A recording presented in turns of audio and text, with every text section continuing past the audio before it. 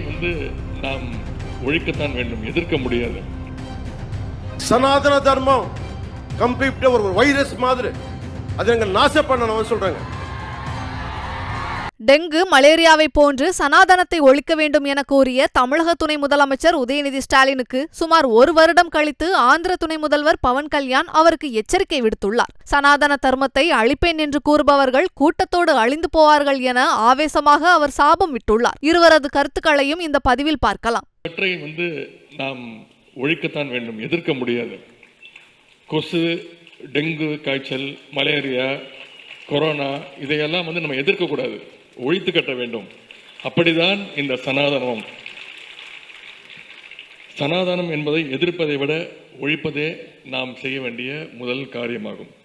எனவே இந்த மாநாட்டிற்கு மிக பொருத்தமான தலைப்பு வைத்திருக்கிறீர்கள், அதற்கு என்னுடைய பாராட்டுகள்.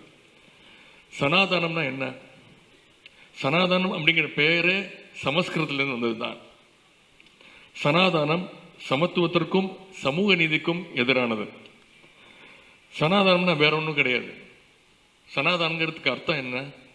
நிலையானது, அதாவது மாற்ற முடியாதது, யாரும் கேள்வி கேட்க முடியாது அப்படிங்கிறது தான் சனாதனத்திற்கு அர்த்தம்.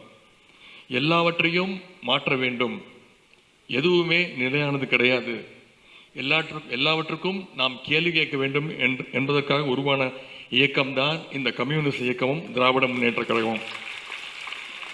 நம்முடைய முத்தமிழ் இங்க நிறைய தமிழ் பேருக்கு இருக்காங்களா? தமிழ்ல சொல்றேன். தமிழ்நாடு ஒரு நாயக்கர் சொல்றாங்க, சனாதன தர்மம் கம்ப்ளீட்டா ஒரு வைரஸ் மாதிரி, அதை எங்க நாசம் பண்ணணும் சொல்றாங்க. இது ஞாபகம் வச்சுக்கோங்க. Whoever said this, let me tell you, sir, you cannot wipe out Sanatana Dharma. I will tell you why. By the end of my speech, I will tell you why you cannot wipe out Sanatana Dharma. If anyone tries to wipe out Sanatana Dharma, let me tell you, from the feet of Lord Balaji, you will be wiped out. செய்திகளை உள்ளது உள்ளபடி தெரிந்து கொள்ள reflect நியூஸை subscribe பண்ணுங்க.